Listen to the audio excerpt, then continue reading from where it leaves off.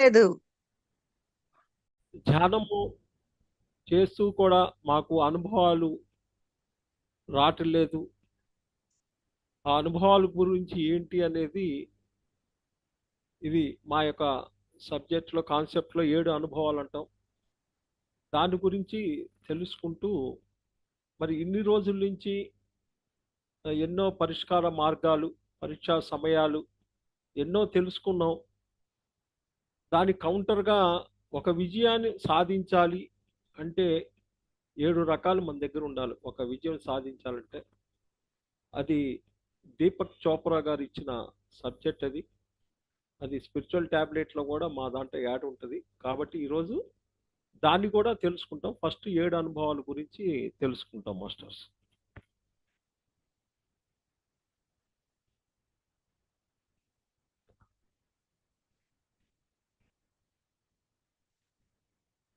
ఏడు అనుభవాలు ధ్యానం మొదలుపెట్టిన తొలతలో మనకి ఎన్నో అనుభవాలు కలుగుతుంటాయి. అనుభవం అంటే ఒక ధ్యానం ద్వారా కలిగే మాత్రమే కాదు, ఆధ్యాత్మిక అనుభవం అనేది ఈ క్రింది తెలిపిన విధంగా 7 రకాలు ఉంటాయి.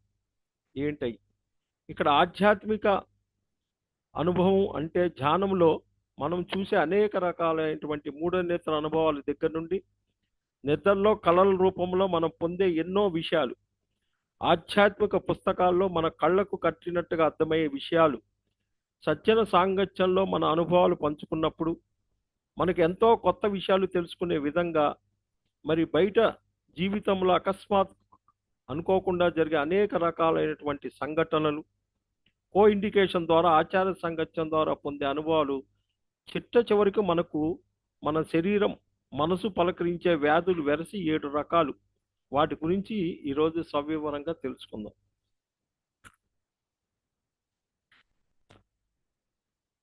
ఒకటి, ధ్యాన అనుభవం అనేది సాధారణంగా ధ్యానంలో మనకు కలిగే అనుభవాలు. విశ్వశక్తి ఆవాహనం, మూడో నేత్రం సందర్శనాలు, వెన్ను అంతా నొప్పి, ఒళ్ళంతా నొప్పులు, శరీరం అంతా ఏదో పాకినట్లు ఉండటము, తల బరువుగా అవ్వటము, శరీరం పెద్దగా అయినట్లు లేదా సూక్ష్మంగా అయినట్లు ఉండటం, రకరకాల రంగులు కనిపిస్తుంటాయి, మాస్టర్స్ కనిపించటం, దేవుళ్ళు దేవతలు ఋషులు సూక్ష్మ శరీర యానంతో ఎన్నో లోకాలు దర్శించటం, అంతరాత్మ ప్రబోధం, ఇన్నర్ వాయిస్ వినిపించటం, సందేశాలతో కూడిన పదాలు వినిపించటం లేదా ఒక పాట రూపంగా రావటం మొదలైతే ఇన్ని రకాలు వస్తాయి ధ్యానం మొదలుపెట్టిన తర్వాత. ఇలా శక్తి పొందటం వలన వచ్చే అనుభవాలు ప్రారంభ దశలో ఉండేవి క్రమేపీ తగ్గుతూ వస్తాయి. ఆ తర్వాత మూడో నేత్ర అనుభవాలు మొదలవుతాయి. భగవంతుడు ఆత్మజ్ఞానం కనబడినప్పుడు వారి గ్రంథాలు చదివి ఆకలింపు చేసుకొని వారిని ఆచరణలో పెట్టాలి. భగవంతుళ్ళు ఎవరన్నా కనపడారంటే అప్పుడు వాటికి సంబంధించిన వాళ్ళ యొక్క గ్రంథాలు చదవాలి. ధ్యానంలో కలిగే అనుభవాలు ప్రారంభంలో అర్థం లేకపోయినా అది కొద్ది రోజుల్లో ప్రతి అనుభవం స్పష్టంగా అర్థమవుతుంది. ఫస్ట్లో అర్థం కాకపోయినా నిదానంగా అర్థమవుతుంది. తెలియని వాటిని అర్థం కాని వాటిని సీనియర్ ధ్యానులను అడిగి తెలుసుకోవాలి. మీకు అర్థం కాలేదు, అది ఎక్కడ దొరుకుతుంది ఆ పుస్తకము? ఒక రమణ మహర్షి కానొచ్చాడు అంటే ఆయనకు సంబంధించిన బుక్స్ అన్ని మనం చదవాలి. అట్లా రకరకాలుగా ఆధ్యాత్మికవేత్తలు ఎవరైతే కానొచ్చారో వాళ్ళ పుస్తకాలన్నీ చదవాలి. దాని తర్వాత ఆధ్యాత్మిక పుస్తక పఠనం. గొప్ప గొప్ప ఆధ్యాత్మిక పుస్తకాలు చదవటం ద్వారా పొందే అనుభవాలు. పుస్తకాలు చదవటం వల్ల మనకు మొత్తం విషయాలన్నీ తెలుస్తాయి. ప్రపంచంలో ఉండే యోగుల జీవిత చరిత్రలు శ్రద్ధగా పఠనం చేస్తే వారి వారి అనుభవాలు, వారి వారి బోధనలు చక్కగా తెలుసుకోవచ్చు. అట్లా మనం చేస్తుంటే అవన్నీ తెలుసుకోవచ్చు. మహాయోగులు జీవిత చరిత్రలు చదవటం వల్ల వారు జీవితాంతం కష్టపడి సాధించిన ఫలితాలను మనం కొన్ని గంటల్లోనే, వాళ్ళు ఎన్నో సంవత్సరాలు కష్టపడితే వాళ్ళు అనుభవించిన దాన్ని మనం కొన్ని గంటల్లో చదివి అన్ని సంవత్సరాలు కష్టపడకుండానే వారి ఆధ్యాత్మిక సారాంశాన్ని గ్రహించి మన ఆత్మ అభివృద్ధికి సోపానాలు చేసుకోవచ్చు. ఒకళ్ళు ఇప్పుడు పత్రిసారు ఉన్నారు, 30 సంవత్సరాలు ఈ భూమి మీద ఎంతో కష్టపడారు. అదే పత్రిసారు అనుభవం ఒక పుస్తకం చదివితే కొన్ని గంటల్లోనే చదివి దాన్ని కనుక మనం తెలుసుకుంటే సమయంలో ఎంత తక్కువతో మనం ఆనందాన్ని పొందవచ్చు. మనకు కూడా మంచి మార్గం దొరుకుతుంది. గౌతమ బుద్ధుడు 6 సంవత్సరాలు ధ్యానం చేసి దుఃఖానికి కారణం తృష్ణ అని తృష్ణ కారణం అవిద్య అని కనుగొని ప్రపంచానికి చాటి చెప్పాడు. మరి గౌతమ బుద్ధుడు ఏం చేసి 6 సంవత్సరాలు ధ్యానం చేసి ఏం చేశాడు? దుఃఖానికి కారణం తృష్ణ అని తెలుసుకొని తృష్ణకారం అవిద్య అని కనుగొని ప్రపంచానికి చాటి చెప్పాడు మరి ఆయన సాధించి. కానీ మనము 6 సంవత్సరాలు కష్టపడకుండా మనము 6 సంవత్సరాలు కష్టపడకుండా 1 నిమిషం కాలంలోనే దాన్ని చదివి ఆ విద్యను నాశనం చేసి తృష్ణను వీడితే దుఃఖం ఉండదు కదా. ఇప్పుడు అది చదివి మనం ఆచరిస్తే అవిద్యను నాశనం చేసాం, మనలో ఉన్నది అది వెళ్ళిపోయి తృష్ణ అనేది వీడితే దుఃఖం ఉండదు కదా అని తెలుసుకోవచ్చు కదా. ఎందుకు మనం తెలుసుకోలేకపోతున్నాం దాని గురించి? పుస్తక పఠనం ద్వారా ఆధ్యాత్మిక విజ్ఞానాన్ని సంపూర్ణంగా తెలుసుకొని మనలో ఉన్న మూఢనమ్మకాలను మూర్ఖత్వాలను వదిలించుకుంటే మన పురోగతికి మనమే దారి ఏర్పరచుకున్న వాళ్ళం అవుతాం. ఏంటి అసలు ఈ మూఢనమ్మకాలు? అసలు ఫస్ట్ ఆధ్యాత్మిక మార్గంలోకి వచ్చిన తర్వాత మెయిన్ పక్క పెట్టాల్సింది మూఢనమ్మకాలు. అవి ఎప్పుడో జరిగినాయి, అవి ఇంకా ఆవంతనే పట్టుకొని ఏలాడుకుంటూ పీక్కుంటూ వస్తున్నాం. ఆ మూఢనమ్మకాల వల్ల కొన్నాళ్ళు చూడాలి కదా, అవి చేయకపోతే ఏమన్నా వస్తుందా అనేది మనం చెక్ చేసుకోకుండా అక్కడే అత్తకపోతే, ఒక దివ్య చాపల్యంలాగా అక్కడే అత్తకపోతే ఈరోజు మనం ఎంత ఎదగపోవటానికి కారణము ఈ మూఢనమ్మకాల్లోంచి బయటపడపోవటమే కదా. మూర్ఖత్వాలను వదిలించుకుంటే మన పురోగతి మనమే దారి ఏర్పరచుకున్న వాళ్ళం అవుతాం. మరి ఒకే పుస్తకాన్ని వేరు సమయాల్లో చదివినప్పుడు ఏం తెలుస్తుంది? వేరు విషయాలు ఆకలింపు వస్తాయి. ఒకే పుస్తకము ఒకసారి చదివినప్పుడు ఒకసారి ఒక రకం అర్థమైంది, ఇంకోసారి ఇంకొక రకంగా వస్తుంది. దానికి కారణం ఏంటి? మన ఆధ్యాత్మిక స్థితిలో అభివృద్ధి మార్పు జరిగి ఉండటమే. అంటే మన యొక్క చైతన్య ఇది మనం ఎదుగుతున్నప్పుడు దాన్ని ఇంకా కూలశంగా అర్థమవుతుంది. ముఖ్యంగా మానవుడు చనిపోవటం అనే మాటలను తలుచుకోవటానికి భయపడతాడు. అసలు చనిపోవటం అనేది 2 పగుళ్ళ మధ్య నిద్రలాగా, 2 జీవితాల మధ్య విశ్రాంతి. అది ఎప్పుడైతే ఈ విషయాన్ని తెలుసుకుంటామో ఇక్కడ మనం చనిపోవటం అంటే భయం పోయి అది వచ్చినప్పుడు ఆనందంగా స్వీకరిస్తాం.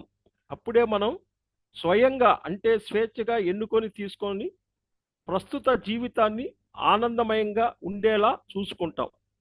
మన పురోభివృద్ధికి పయనించగలుగుతాం. పైన చెప్పిన విషయాలు అనేకం తెలియాలంటే ఏం చేయాలి? మనం యోగులకి రచించిన పుస్తకాల్లో దొరుకుతాయి. ఇవన్నీ తెలుసుకోవాలంటే యోగులు రచించిన పుస్తకాలలో ఎన్నో విషయాలు దొరుకుతాయి. కొద్ది రోజులు ధ్యానం చేసి మంచి ఫలితాలు ఎలా పొందామో అదే ధ్యానాన్ని జన్మల నుండి చేసి ఈ జన్మలో వారి అనుభవాల నుండి పుస్తక రూపంలో ప్రచురించిన ఎందరో ఆధ్యాత్మిక శాస్త్రవేత్తలు ఉన్నారు. ఏ సొసైటీలలో ఈ పుస్తకాలు ఓన్లీ పిరమిడ్ సొసైటీలో కొల్లలు ఉన్నాయి. చదివిన విషయాల్లో మనసుకు అత్తుకున్నవి పుస్తకంలో రాసుకొని కనీసం 2 వారాల్లో కానీ లేదా నెల రోజుల్లో కానీ వాటిని తూచా తప్పకుండా ఆచరణ పెట్టాలి. పుస్తకం చదువుతున్నాము, ఆ చదివేటప్పుడు ఆ పుస్తకం పక్కన ఒక స్కేలు, ఒక పెన్సిలో లేకపోతే రెడ్డింగ్ పెన్నో ఏమన్నా మనకు అతుక్కున్నది ఏమన్నా అండర్లైన్ చేస్తున్నావా, లేకపోతే ఊరక పుస్తకం నవల్లాగా చదవబోతున్నావా? అది అండర్లైన్ చేసుకొని ఒక పుస్తకం మీద దాన్ని రాసుకొని, ఓహో ఇది నాలో ఏదో లోపించిందని తెలుసుకొని దాన్ని తూచా తప్పకుండా ఆచరణలో పెట్టి పుస్తకం మనం పూర్తిగా చదివిన తర్వాత ఎవరికైనా ఇవ్వాలి. ఒక పుస్తకం నీ దగ్గరికి వచ్చింది, ఎమ్మడే నువ్వు ఇంకోటికి ఇవ్వటానికి నీకు లేదు. ఫస్ట్ నువ్వు మొత్తం తెలుసుకోవాలి. ఆ పుస్తకం వచ్చిన తర్వాత పైన నీ పేరు, నీ ఊరు, నీ ఫోన్ నెంబరు రాసుకొని ఫస్ట్ పూర్తిగా దాన్ని చదివి నువ్వు అవపోసన పట్టిన తర్వాత ఇంకొకరికి ఇవ్వాలి.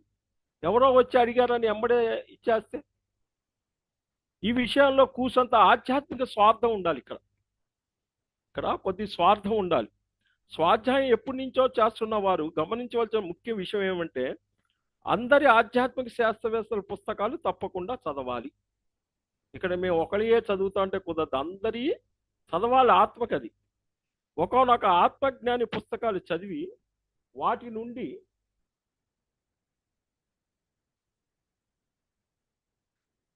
నేర్చుకున్న తర్వాత వేరొక ఆధ్యాత్మిక శాస్త్రవేత్త పుస్తకాలు చదవాలి. ఇది బాగా బాలకృష్ణ గారు చాలా వండర్ఫుల్ గా చెబుతారు. ఒకటే పట్టుకొని చదువుతామంటే కుదరదు, అన్ని పుస్తకాలు చదవాలి అంటారు. ఒకే పిలాపిసిని కానీ ఒకే మాస్టర్ని కానీ పట్టుకొని వేలాడకూడదు. ఆధ్యాత్మిక పుస్తకాల్లో కూడా ధ్యానం గురించి వివరంగా ఉన్నవి. నేను భగవంతుణ్ణి, నేను ఆత్మని, దేహాన్ని కాదన్న స్థాయి నుండి వ్రాసిన పుస్తకాలు చదివినప్పుడే మన నిజమైన ఆధ్యాత్మికలోకి ప్రవేశించగలం.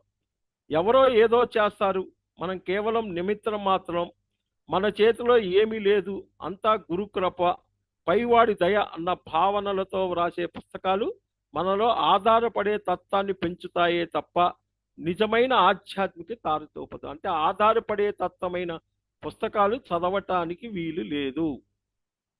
ఇక్కడ నిజమైన ఆధ్యాత్మికత అంటే నా సమస్యని నేనే సృష్టించుకున్నాను. ఏ సమస్య అయినా ఫస్ట్ ఈ సమస్య నేనే సృష్టించుకున్నాను, వాటికి పూర్తిగా నేనే బాధ్యుణ్ణి, నాలో కూడా భగవంతుని సమానమైన చైతన్యం ఉంది, దానిని మేలుకొలిపి నాకు నేనే నా సమస్యలకు తగ్గించుకుంటానన్న భావనతో కూడుకొని ఉండాలి. ఇక్కడ అన్నీ నువ్వే, ఇంకెవరికేం సంబంధం లేదు. పుస్తకం ఎట్లుండాలి? పుస్తకం హస్తభూషణం అన్నారు పెద్దలు. ఒక బంగారు కడియం భూషణం వేసుకోవటం ప్రాపంచిక ఆభరణమైతే, మంచి ఆధ్యాత్మిక పుస్తకం చేతిలో ఉండటం ఆధ్యాత్మిక ఆభరణం అని అర్థం చేసుకోవాలి. వెనక వాళ్ళు కడియాలు వేసుకుంటే ఎంత గొప్పవాళ్ళు అంటారు. ఈరోజు ఆధ్యాత్మిక మాస్టర్ల దగ్గర ఒక పుస్తకం ఉండటం కూడా అంత అంత గొప్పది. కనుక స్వాధ్యాయం అనేది అంత ముఖ్యమైన ఆధ్యాత్మిక సూత్రం. దీని ద్వారా అంతులేని జ్ఞానం తెలుసుకునే అవకాశం ఉంది. తద్వారా ఆరవ శరీరమైన విశ్వమయ కోశాన్ని పూర్తిగా ఉత్తేజపరిచే అవకాశం ఎంతో ఉన్నది. దాని తర్వాత వచ్చేది ఏంటి? సజ్జన సాంగత్యం. మనకు ధ్యానంలో కలిగే అనుభవాలు, పుస్తకాలలో చదివిన తెలుసుకున్న జ్ఞానాన్ని మన మన అనుభవాలుగా వేరే ధ్యానులతో లేదా ధ్యానంపై ఆసక్తి కనిపించే వారితో పంచుకోవటాన్ని సజ్జన సాంగత్యం అంటారు. ఇప్పుడు జరిగేదంతా ఇదంతా సజ్జన సాంగత్యం. మనకు వచ్చిన అనుభవం లేదా పుస్తకాల ద్వారా పొందిన జ్ఞానాన్ని నలుగురితో పంచుకున్నప్పుడు మనకు చాలా విషయాలు అవగాహనకు వస్తాయి, చాలా విషయాలు మనకు తెలుస్తాయి. ఎలా అయితే తల తన్నేవాడు ఉంటే తాడిని తాడేవాడు తన్నేవాడు ఉంటాడు అన్నట్టుగా మనకు తెలిసింది కొంతే, తెలియాల్సింది చాలా ఉంది అని అనుకోవాలి. అందరి అనుభవాలు వారి జ్ఞానాన్ని విన్న తర్వాత అవగతం అవుతుంది. తెలిసింది నీటి బొత్తంతా, తెలియాల్సింది సముద్రం అంతా. తెలిసింది నీటి బొట్టే, కానీ తెలవాల్సింది సముద్రం అంతా. నా నుండి మనకు అనుభవపూర్వకంగా అర్థమవుతుంది. మరి అనుభవాన్ని పంచుకోకపోయినా కూడా మరింత జ్ఞానాన్ని పొందే అవకాశం కోల్పోతాం. పంచే కొద్దీ పెంచబడుద్ది. ఏంటది? జ్ఞానం. జ్ఞానం అన్నది బావిలో నీరు లాంటిది, తోడే కొద్దీ ఊరుతుంది, తోడకపోతే నుయ్యి పాడైపోతుంది, మనం గమనిస్తూ ఉంటాం. అలాగే మన అనుభవాల్ని అవకాశం వచ్చినప్పుడల్లా చెప్పటం వల్ల మనలో ఆత్మవిశ్వాసం, ఆత్మస్థైర్యం ఎంతో పెరుగుతుంది. ఈ పాయింట్ బాగా గుర్తు చేసుకోవాలి. ఎంతమందికి పంచుతున్నాం, ఇంకా పంచనోళ్ళు ఎంతమంది ఉన్నారు? అప్పుడు ఏమి దూరం చేసుకుంటున్నాం? ఆత్మవిశ్వాసం, ఆత్మస్థైర్యాన్ని దూరం చేసుకుంటున్నాం. మన అనుభవం వేరు వాళ్ళకి ప్రోత్సాహకరంగా మారి వారి అవగాహనలోకి మార్పు కారణభూతం అవుతుంది. అలాగే మిత్రలాభం ఎంతగానో పొంది మనం మరింత ఆనందాన్ని పొందుతాం. ఈ ప్రపంచంలో ఒక వ్యక్తి వేరొక వ్యక్తికి చేయగలిగిందంటూ ఏమైనా ఉంది అంటే, ప్రపంచంలో ఇంకొక వ్యక్తికి చేయగలిగింది ఏమైనా ఉందంటే ధర్మబద్ధంగా అది కేవలం వారి ఆత్మ అనుభవానికి ఇతరులకు పంచటమే. ఈ భూమి మీద నువ్వు ఇంకోటికి చేయగలిగింది ఏంటంటే నీ అనుభవాన్ని ఇంకోటి పంచటమే. సంగీతానికి సంబంధించింది కానీ, నృత్యం గురించి కానీ, కళలు ఏవైనా, భాషలు కానీ, వంటకాలు కానీ, ఏ విద్యలోనైనా నేర్చుకునేది ఎంతైనా ఎప్పుడు ఎలా అయితే ఉంటూనే ఉంటుందో, సంగీతంలో కానీ ఏదైనా ఉంటుందో, అలాగే నిత్య జీవితంలో సజ్జన సాంగత్యంలో కూడా తెలుసుకునేది ఎంతైనా ఉందని గ్రహించాలి. ఎంతో విశేషంగా మనం తెలుసుకునేది సజ్జన సాంగత్యంలో. భజగోవిందంలో శ్రీ ఆదిశంకరాచార్యులు చెబుతారు, కాంతే కాంత ధనగత చింత, కాంతే కాంత ధనగత చింత, వాతుల కిం తవాస్తిం నియంత, త్రిజగతి సజ్జన సంగతి రేక, భవతి భవార్చన తరుణే నౌక, భజ గోవిందం గోవిందం గోవిందం భజ మూఢమతే.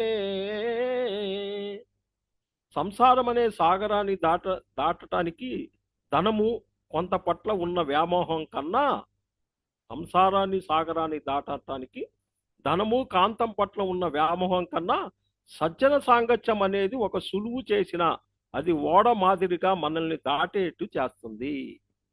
సంసారానికి ధనము ఉన్న వ్యామోహం కన్నా కూడా సజ్జన సాంగత్యం అనేది ఒక ఓడలాగా మనల్ని దాటేటట్లుగా ప్రయాణించారు. సజ్జన సాంగత్యం అనే ఆధ్యాత్మిక సూత్రం మనలో ఉన్న జ్ఞానాన్ని వెలికి తీయటానికి మంచి అవకాశం. ఈ అంశాన్ని ధ్యాన ఆరోగ్య కేంద్రాలు వారం జరిగే ధ్యాన క్లాసుల ఏర్పాటుతో చేయటం జరుగుద్ది. స్పిరిచువల్ టాబ్లెట్స్ ప్రాజెక్ట్ వాళ్ళు అవకాశం కలిగినప్పుడల్లా ఎటువంటి సంకోచం లేకుండా మనల్ని మనం వ్యక్తపరుచుకోవటానికి ప్రయత్నించాలి. దీనిని ఊర్ధ శరీరమైన నిర్వాణమయ కోసం ఉత్తేజం అవుతుంది. నేను అనేది ఎప్పుడు శూన్యంగా ఉంటుంది.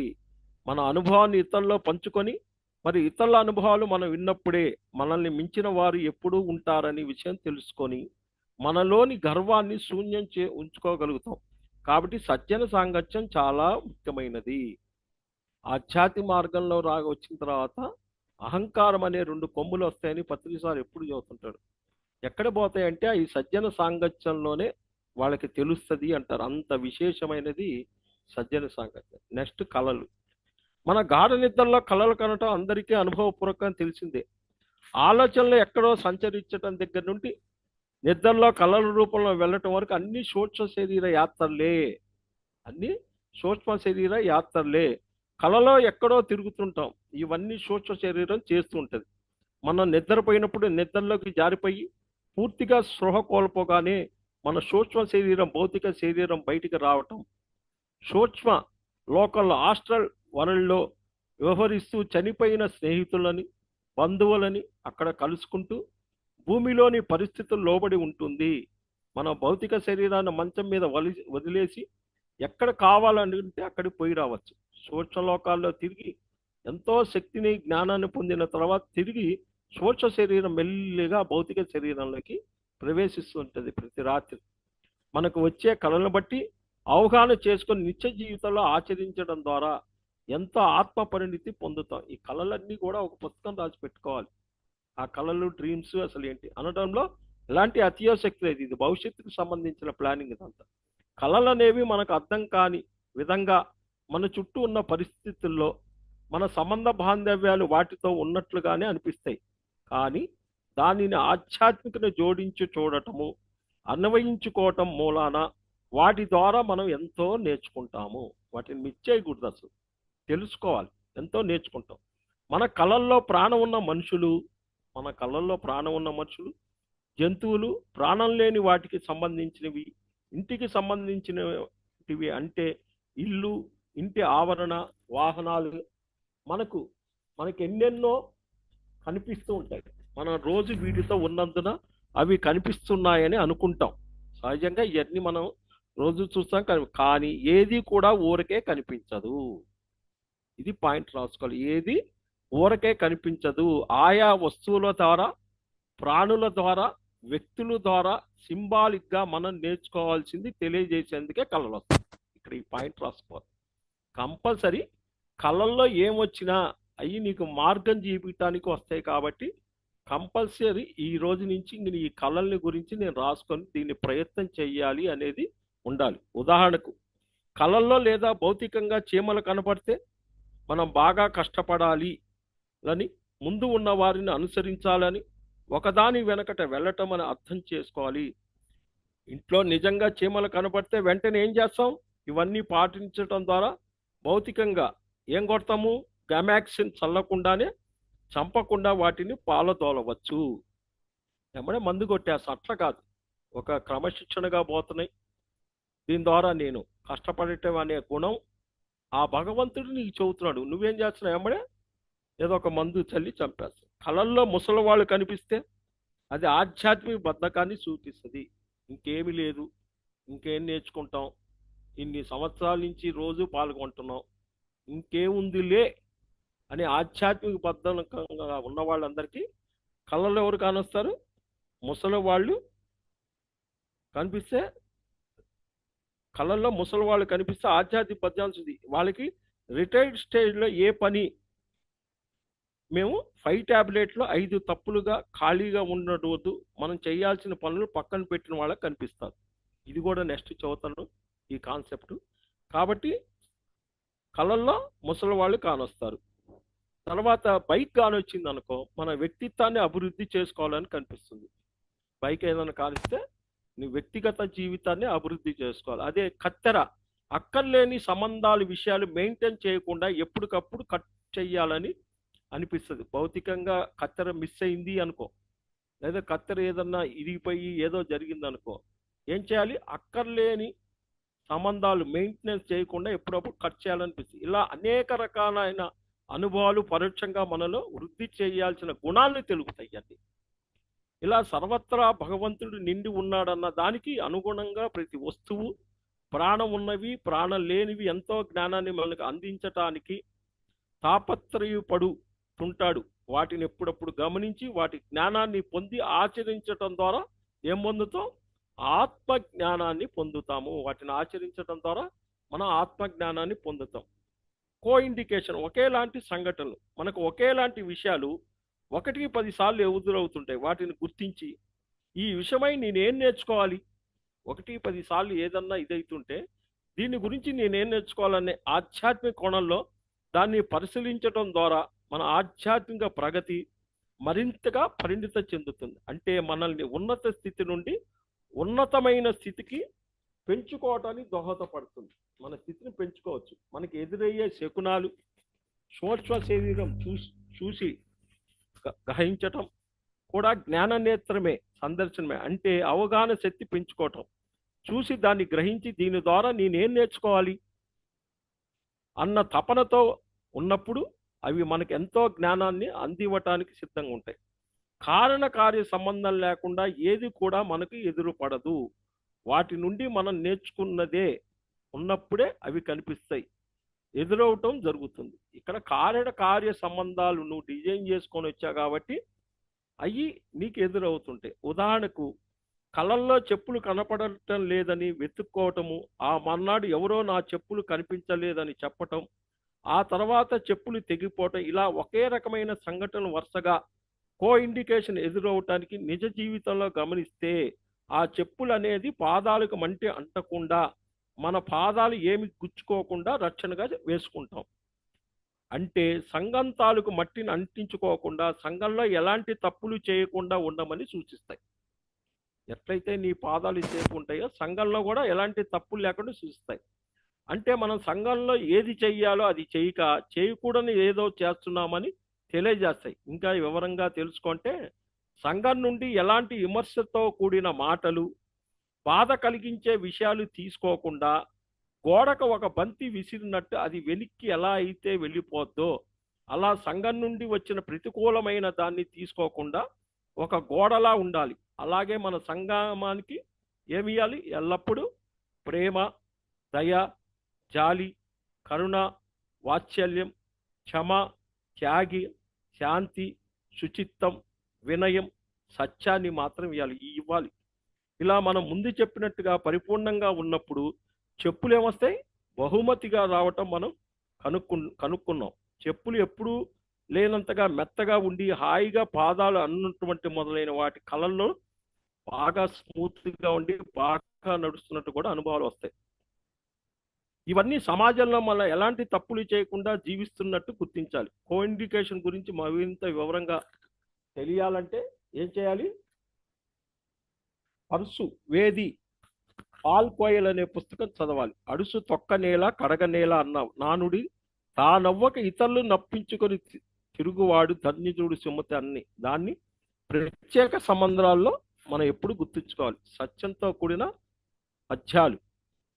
అలాగే ఒక కలవ పువ్వు కలలో ఎవరో ఇచ్చినట్టు, లేదా ఎన్నో కలవలు చూడటం, పూలవాడి దగ్గర నుంచి కలవలను చూడటం, కలవకు చంద్రుడు ఎంతో దూరం లాంటి పాటను పదే పదే వినటం, పిల్లలు కలవ పువ్వు బొమ్మను విరేలుతో పంచటం, జరిగినప్పుడు కోఇండికేషన్ దాన్ని అర్థం చేసుకోవటానికి మనం కలవ పువ్వును గమనించినట్టయితే బురద నుండి వచ్చిన ఎంతో అందమైన పుష్పంగా వికసించటం, నెట్ట నిలువుగా స్థిరంగా ఉండటం, కలవల నీటిని కూడా అంటుకుంటే తామరాకు మీద నీటి బొట్టుగా ఉండటం గమనిస్తాం. తామర పువ్వు ఎందుకు పనికిరాని అసమైన బురద నుంచి అతి సహజంగా నిట్టి నిలువుగా ఎదిగి అందమైన పువ్వుగా దర్శనమిస్తుంది. అదేవిధంగా ప్రతి మనిషి జీవితంలో ఎదురయ్యే అనేక సంఘటనలు పరంలో ఒకసారి దుశ్సాధ్యం అనుకునే సంఘటనలు ఎదుర్కావటం సహజం. దీన్ని మనం అప్పటికీ బురదమయ జీవితం పోలిస్తే అటువంటి పరిస్థితులను కూడా తనను తాను అత్యున్నతమైన స్థితిలో లేదా సంపూర్ణమైన ఆనందమయ స్థితిలో నెట్టుకోగలగటానికి అవసరం ఎప్పుడు ఉంటుంది అనేది అందమైన తామర పువ్వు.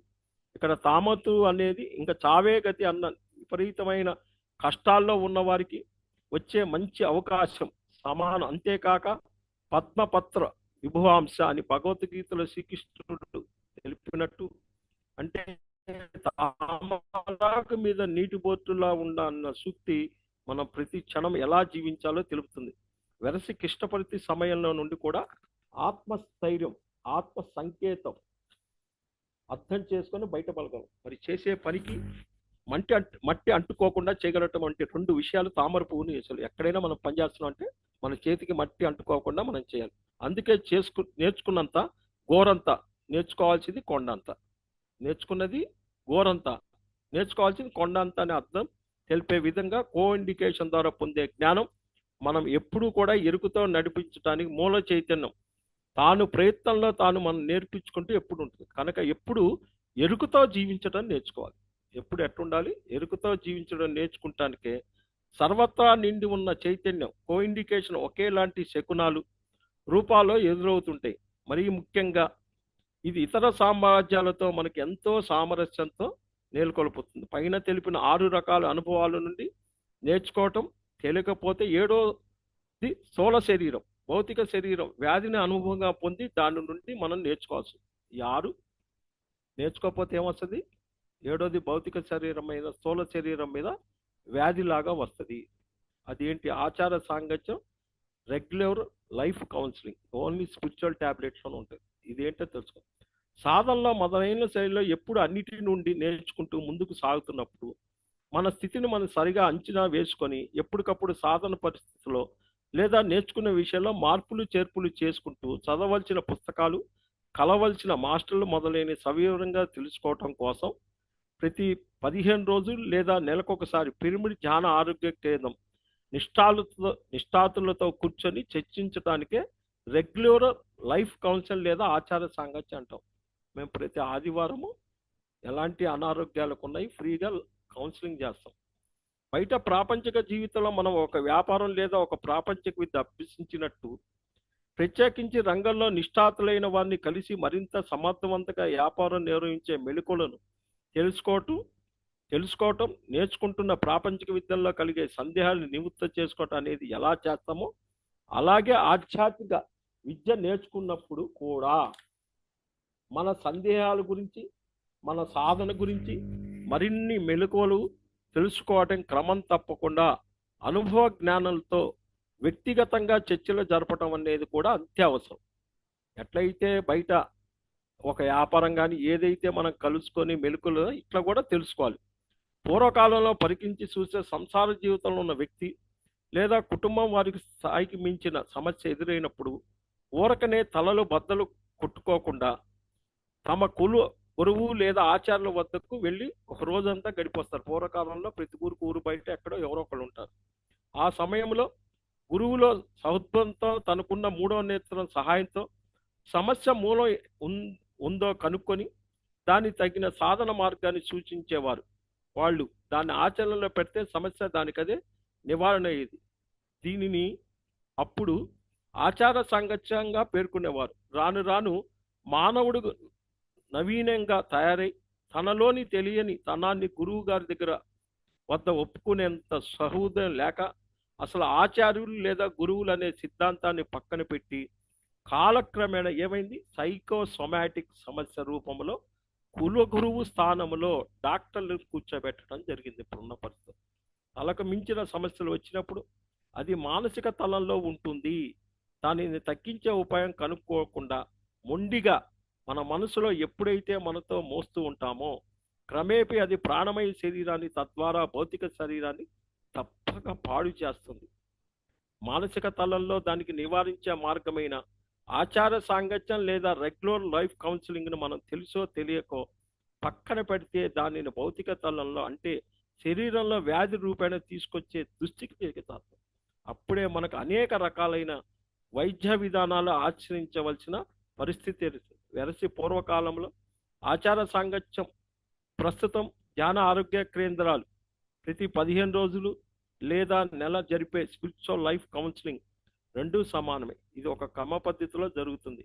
అనారోగ్యంగా ఉన్నవారు తమ వివరాలను పొందిపరిచి తమ సమ్మతిని తెలియజేస్తే ధ్యాన ఆరోగ్య నిష్ఠాతులు వారు వ్యక్తిగతంగా కానీ ఉత్తరం ద్వారా కానీ ఫోన్ ద్వారా కానీ ఈమెయిల్ ఆన్లైన్ హోమ్ విజిట్స్ ద్వారా కానీ ఎప్పటికప్పుడు లవ్ కౌన్సిలింగ్ ఇవ్వటం జరుగుతుంది. ప్రస్తుతం స్పిరిచువల్ టాబ్లెట్ చేస్తుంది ఇదే. ఈ కౌన్సిలింగ్ ద్వారా నేర్చుకున్న వారు పూర్తిగా ఓపెన్ మైండ్లో ఉండాలి.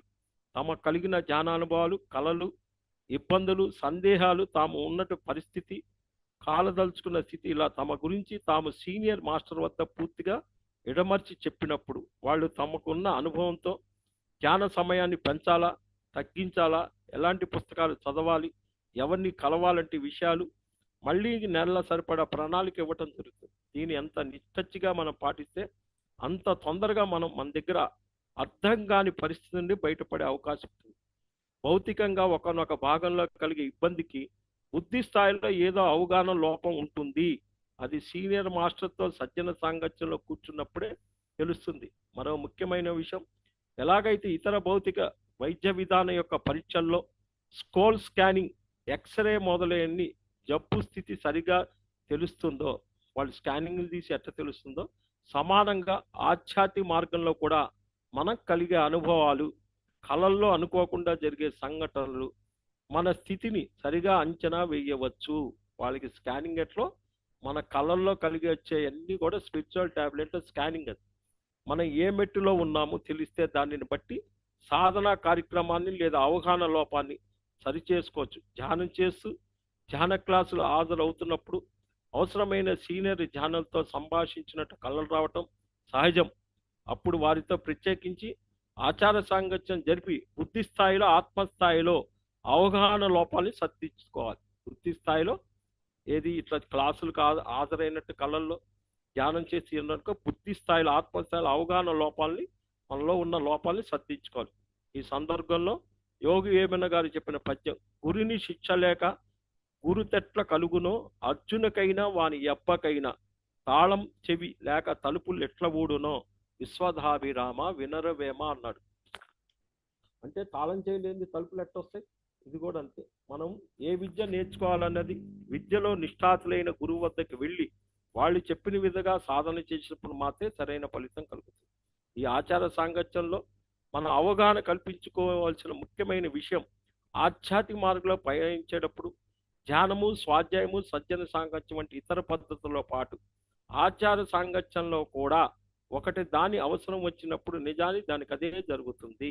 అన్నుడు నానుడి ప్రకారం జరుగుతుంది. దీన్ని పక్కదారి పట్టించి గురువు సమక్షంలో మాత్రమే ఆత్మ విద్యను అభ్యసించాలి, లేకపోయినట్లయితే ఏవో జరుగుతాయనేది సమాజంలో పాత చింతకాయ పచ్చడి భావాలు. నిజానికి మన శ్వాసే మన గురువు. గురువు లేకుండా అనేది సమాజంలో ఏం చెబుతారో మన శ్వాసే మన గురువు. ధ్యానం చేస్తూ ఉంటే మన గురువే మనల్ని వెతుక్కుంటూ వచ్చి ఆ సమయానికి మనకి చెప్పవలసింది చెప్తాడు. ఇక్కడ గురువు అంటే జ్ఞానం. అది ఒక ఆధ్యాత్మిక పుస్తకం కావచ్చు, మరొక ధ్యాని కావచ్చు, ధ్యానంలో ఎదురయ్యే ఆధ్యాత్మిక అనుభవం కావచ్చు. మనం చేయవలసిందల్లా గురు సాంగత్యం మాత్రమే. అవకాశం కలిగినప్పుడు దాన్ని దూరం చేయకుండా ఉంటే చాలు. పైన తెలిపినట్లు మనసా వాచా కర్మణ జ్ఞానాన్ని తెలుసుకునే నేపథ్యంలో విజ్ఞతతో దాపిరికం లేకుండా ఉన్నవారి నుంచి మంచి గురువు దొరకటం ఎంత ఖచ్చితమో, లోపల ఒకటి బయట ఒకటి పెట్టుకునే విజ్ఞత లేని వారి కూడా మోసగించే గురువు దొరకటం, మోసగించబడటం అనేది సహజం. లోపల ఎట్టుంటే అలాంటి గురువులే దొరుకుతారు. తమను తప్పుదారి పట్టించారని గురువుని నిందించడం కన్నా ముందు మన వైపు నుంచి ఎంతవరకు నిజాయితీగా ఉన్నామనేది పరిశీలించుకోవాలి. ముందు మనం చెక్ చేసుకో, గురువుని నిందించడం. నిజానికి జరిగే ప్రతి తప్పిదం నుండి మరింత జాగ్రత్త బుద్ధితో ముందుకు వెళ్ళటం ఉంటుందే కానీ వెనక వెళ్ళేది ఏమీ లేదు. శాస్త్రీయంగా అర్థం చేసుకుని గమనించాల్సిన సూక్ష్మ విషయం. మనం మూడో నేత్రం తెచ్చుకున్న తర్వాత మనకు మనమే ప్రణాళిక సిద్ధం చేసుకుంటాం. అప్పుడు ఇతరులతో సంభాషణ కేవలం జ్ఞానం తీసుకోకుండా మారుతుంది. అయితే మన అంతరాత్మ ప్రబోధం నుండి పూర్తిగా మొదలయ్యే ఆచార సంఘర్షం అన్నది తప్పనిసరి.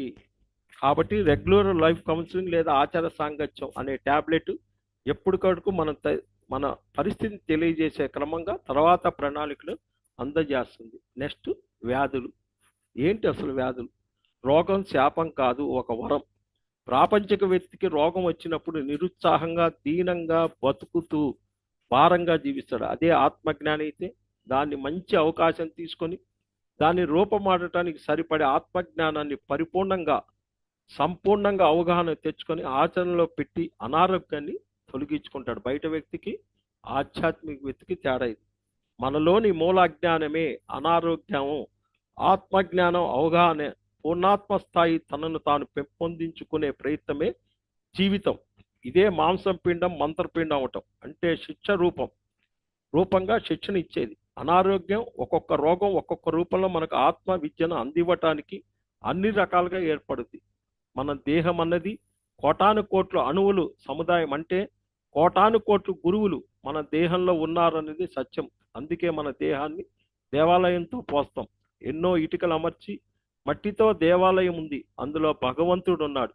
మనకు అనారోగ్యం వచ్చిన తొలి రోజుల్లో ఉన్న చోటనే ఉండి ఎక్కువగా ధ్యానం చేయాలి. సమయం చిక్కినప్పుడల్లా 10 నిమిషాలు దొరికితే 10 నిమిషాలు ధ్యానం చేయాలి. ఇలా ఒక 40 రోజులు చేసినట్టయితే రోగం ఎందుకు వచ్చింది, దీని నుండి నేనేం నేర్చుకోవాలన్న జిజ్ఞాస తీవ్రంగా పెరిగి సీనియర్ మాస్టర్ని కలవటం, ఎందరో ఆధ్యాత్మిక శాస్త్ర పుస్తకాలు చదవటం, రకరకాల ఆత్మవిజ్ఞాన విషయాల్లో కూడిన ప్రవచనాలు వినటం ద్వారా ఆయా రోగం యొక్క జ్ఞానాన్ని పొందే అవకాశం. ఉదాహరణకు కళ్ళకు గనక సమస్య అనారోగ్యం అయితే ప్రత్యక్ష జ్ఞానం పరోక్ష జ్ఞానం పొందలేకపోవటం అనేది మనం చూస్తే దాని నుండి ఏం నేర్చుకోవాలి? కంటికైతే ప్రత్యక్ష జ్ఞానం, పరోక్ష జ్ఞానం అంటే నోరు ముక్కు ఇవన్నిటికి వచ్చేది పరోక్ష జ్ఞానం అనేది అదొక కాన్సెప్ట్ అన్న అవగాహన కోల్పోతే కళ్ళు సమస్యగా స్థూలంగా ఇవ్వటం తీసుకోవటం అన్న విషయాన్ని అవగాహన లోపించట. అదే చేతులు సమస్య తెలుసుకోవాలంటే నోటి సమస్య సరికాని మాటలు సరికాని తిండి వెంటనే మనం మౌనం పాటించడం, శుద్ధ సాత్విక ఆహారం తీసుకోవటం, ఫలాహారం, ఒకే శ్వాసాహారం ఇలా చేయటం ద్వారా సమస్య పడలేదు. కాబట్టి రోగం ఏంటి శాపం కాదు, ఒక వరం అన్నది మనకు అర్థమయ్యి ఉంటే మిగిలింది ఆచరించటమే. రోగం రావటానికి తానెలా కారకుడో రోగం పోగొట్టడం కూడా తన చేతుల్లో ఉంది అన్న జ్ఞానాన్ని సంపాదించుకోవాలి. వ్యాధి రూపంగా బాధపడే వాళ్ళంతా వాళ్ళల్లో ఉన్న డాక్టర్ని మేలుకొలిపి అందరూ డాక్టర్లు సైంటిస్టులు కావాలి. పూర్వజన్మ కృతం పాపం వ్యాధి రూపేణ పీడితే అన్నారు.